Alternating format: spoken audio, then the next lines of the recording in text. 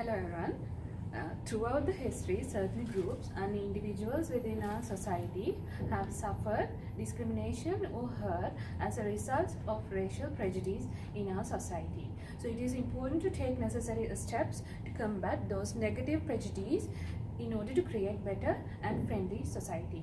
So today we are here to talk about the role of social workers to deal with the racial prejudice in schools. First of all, let me introduce myself and my team members for our presentation. I am Dilukshi, over here is Chelini, and next to her is Leah. Thank you. Let's get started then. These are the areas that we are going to focus your attention. First, we'll give you a brief introduction on racial prejudice. Then we'll talk about the reasons and the effects of racial prejudice in schools. Then we'll discuss about the role of social workers to mitigate racial prejudice, and finally we'll give you a brief summary. So what is racial prejudice?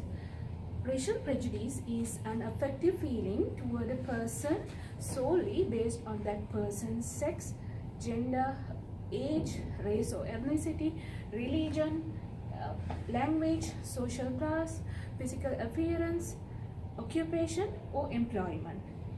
The sad truth is, even in schools, racial prejudice existing severely. We all know that Australia is a multicultural country, and even in schools there are plenty of students with different backgrounds.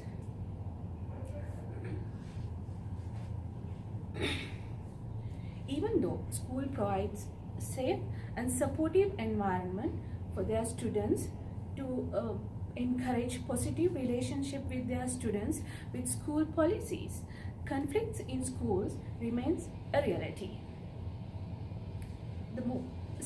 And significantly, most of the abuse or violence incidents being fueled by the racist or prejudice activities. Most commonly reported racial activities in schools are name calling, teasing, exclusion, verbal abuse or bullying. Some being bullied because of their skin color, sometimes some being bullied because of their accent.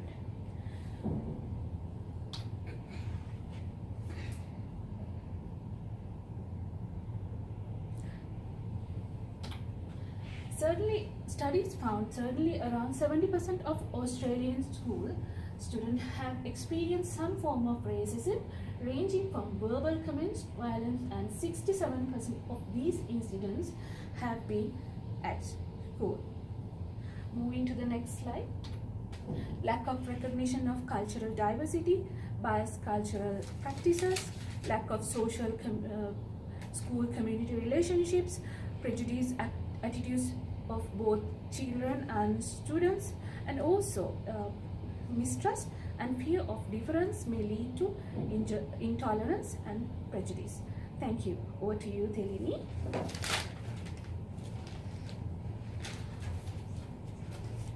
Hi, I'm Thirini, and thank you, Dilukshi. Let's talk about the effects of racial prejudice in schools. As Dilukshi said, Australia is a multicultural country. Therefore, the Australian children have to study and grow up with other nations who live in the contemporary Australian society.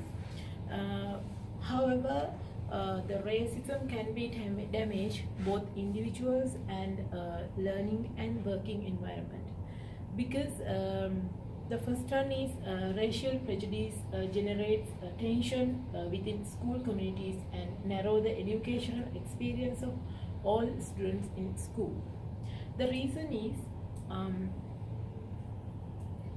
students who are the victims of racial prejudice are in stressful situations.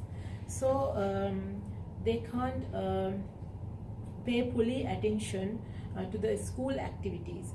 So they can't give their real outcomes. So the school activities can be unsuccessful. And the next one is reduce levels of self-confidence, and then third one is increase the feelings of insecurity or failure. If students experience unpleasant experience again and again, they feel low, anxiety, fear due to the harassments and fights. So then the result is self-confidence may be disappear. And also they feel that they haven't protection in the schooling system, so they try to avoid going to school. However, the next effect is reduced level of self-esteem and self-worth. Students who feel the racial prejudice, students who feel that their culture and identity are not valued, what do they experience? Yes, they experience reduced levels of self-esteem and self-worth, and finally they feel that they have no place in the school system. Then they forced to reject their own culture, own tradition, and own values. So it's a real tragedy for their own cultures and own traditions. The fifth effect is feel frustrated and less likely to attend school and drop out of school early. Racist abuse and harassments can cause students to be fearful of school, and they try to withdraw their other students and school activities because they can't tolerate anymore, and the absenteeism may be increased, and finally as a result of this situation they drop out the school earlier. So it's a huge effect of this racial prejudice. And finally, ultimately racism linked to violence in schools, either as a part of the harassment or in retaliation to it. The violence can take different forms, such as pushing and shoving and property damage and fights between individual students. Actually, it may cause severe physical assaults. So I think these are the main effects of racial prejudice in schools. So I think as a social worker, they have responsibilities, and they have clear environment to give solution for this situation. So I kindly invite to Lee to talk about the role of social worker to mitigate the situation. And thank you.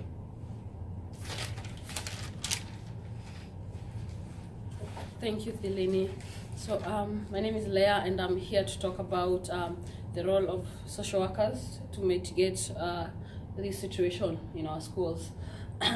First of all, social workers can do this by training and development. So provide training to different students and also the teachers, so that they can know different cultures, and this will help reduce the racial prejudice.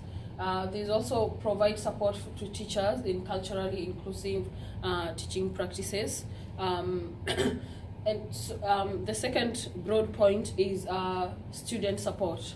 So student support includes services like counseling, making the students feel in such situations they have someone to talk to in the school. So having counselors and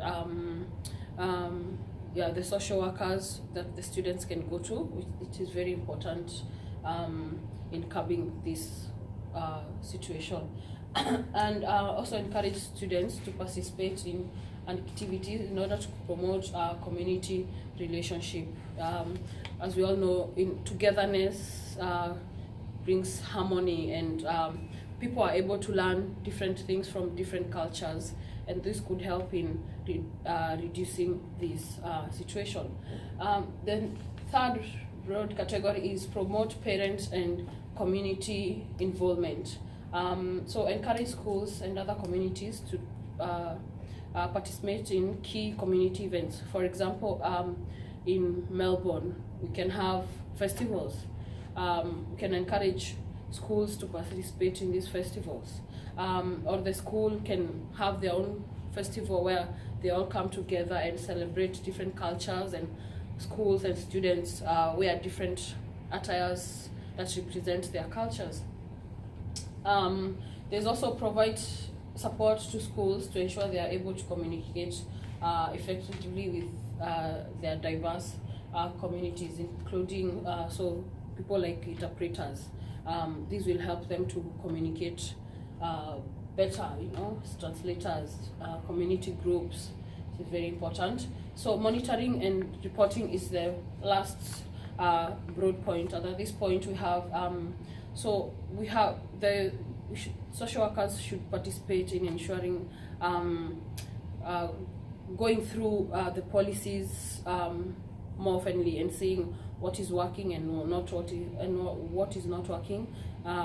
This is what monitoring involves. They should also evaluate what policies are not working and what is working, and they should also help to establish who is responsible for what in the schools. Who is responsible for what part of situation is reported. And so those are the 4 broad categories. And my next point is finally we are coming to the summary. Thank you for listening to our presentation. First of all, we talked about, we introduced what is racial prejudice. We talked about what is racial prejudice, and secondly, we mentioned why people have a racial prejudice towards others in the schools. Third, we discussed the different ways racial prejudices can affect its victims, and it can also affect the perpetrators. We also talked about the role of social workers to help mitigate the racial prejudice. Thank you for listening to our presentation. These are the references we used to come up with all the information, and we hope you grasped something. Thank you.